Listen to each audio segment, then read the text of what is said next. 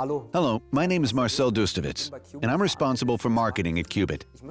I'd like to show you how easy it is to connect qubits to each other, or fix them to the wall. Have fun!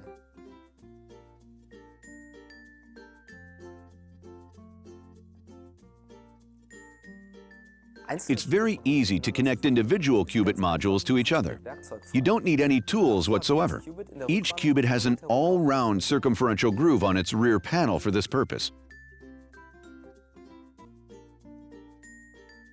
We supply 2 connector boards with each qubit module. The connector boards simply lock into the groove and connect 2 or more qubits to each other.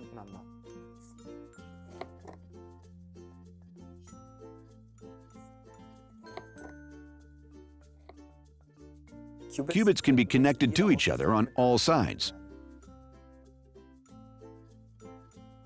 Once the qubits are connected, they can be changed and rearranged at any time. Well, what are you waiting for? It's your turn now.